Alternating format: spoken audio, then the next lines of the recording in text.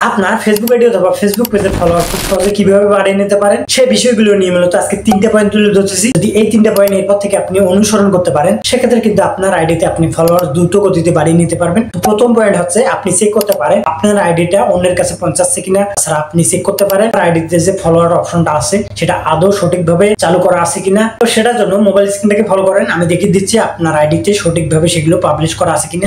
বন্ধুরা চলে আসলাম আমরা মোবাইল স্ক্রিনে। তো আমাদের সেই সেটিংস গুলো দেখার জন্য আমাদের আইডিতে ক্লিক করতে হবে। আইডিতে আসার পর এখানে দেখবেন যে লোগোটা আছে, এখানে ক্লিক করে দিবেন। ক্লিক করে দেওয়ার পর দেখবেন যে সেটিংস অপশন আছে, এখানে ক্লিক করে দিবেন। ক্লিক করে দেওয়ার পর মূলত এরকম ইন্টারফেস চলে আসবে। তো আপনি স্ক্রল করে নিচে আসবেন। স্ক্রল করে নিচে আসার পর দেখবেন ফলোয়ার্স এন্ড পাবলিক কন্টেন্ট, এখানে ক্লিক করে দিবেন। ক্লিক করে দেওয়ার পর দেখেন এইরকম ইন্টারফেস চলে আসছে। উপরে যে অপশনটা দেখতেছেন এটা ক্লিক করে দিবেন। তো এই অপশনটাতে ক্লিক করে দিয়ে অবশ্যই দেখবেন যে আপনার এখানে পাবলিক দেওয়া আছে কিনা। যদি পাবলিক দেওয়া না থাকে তাহলে পাবলিকে দিয়ে দিবেন। সেক্ষেত্রে আবারও ব্যাক চলে আসবেন। ব্যাক চলে আসার পর আবারও এই অপশনটাতে দেখবেন, এখানে ক্লিক করে দিবেন। এখানেও দেখবেন যে পাবলিক আছে কিনা। যদি পাবলিক না থাকে এখানেও পাবলিক করে দিয়ে সেভ করে দিবেন। তারপর আবারও এই অপশনটা দেখবেন, এখানে ক্লিক করে দিবেন। ক্লিক করে দেওয়ার পর দেখেন এখানে কিন্তু অলমি আছে এবং পাবলিক আছে। এখানেও কিন্তু আপনাকে অবশ্যই পাবলিক দিয়ে সেভ করে দিতে হবে। তারপর আবারও একটা নিচে অপশন দেখবেন, এই অপশনটা আছে, এখানেও আপনি দেখবেন যে আপনার এখানেও পাবলিক আছে কিনা। তো এখানে যত কিছু দেখতেছেন সবই কিন্তু আপনাকে এই পর্যন্ত এই সেটিংস গুলো অবশ্যই পাবলিক রাখতে হবে। সেক্ষেত্রে কিন্তু আপনার আইডিটাকে অথবা পেজটাকে খুঁজে পেতে সুবিধা হবে।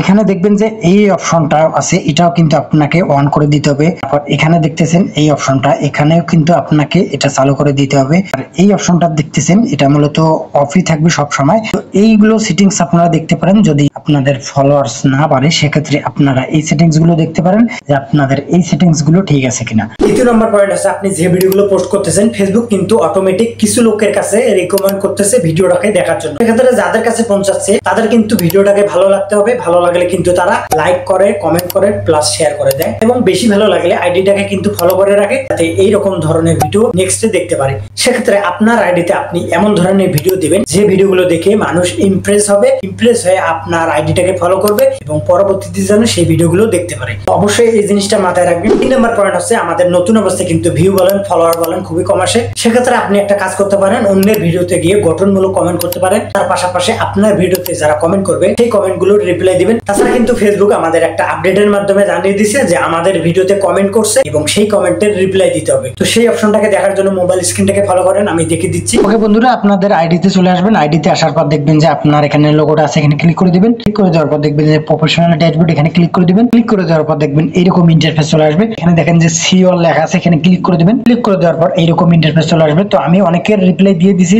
সেক্ষেত্রে আমার এখানে আর শো করতেছে না। অবশ্যই আপনাদের এখানে চেক করবেন, অবশ্যই এখানে থাকবে। তো অবশ্যই আপনারা রিপ্লাই দিবেন। সেক্ষেত্রে কিন্তু আপনার ভিডিওটা রিলিজ হবে, পাশাপাশি ভিউজ আসবে। ভিউজ থেকে কিন্তু আপনি ফলোয়ার্স নিয়ে আসতে পারবেন। তো অবশ্যই এই জিনিসটাকে মাথায় রাখবেন। তো বন্ধুরা, এই ছিল আজকের ভিডিও। তো আশা করি এই ভিডিওর মাধ্যমে আপনার আইডিতে আপনি ফলোয়ার্স নিয়ে আসতে পারবেন। তো ভিডিওটা অবশ্যই 2-4 জনের কাছে শেয়ার করে দিবেন। তো আজকের মতো এখানে শেষ করছি। তো দেখা হচ্ছে নতুন কোনো ভিডিওতে।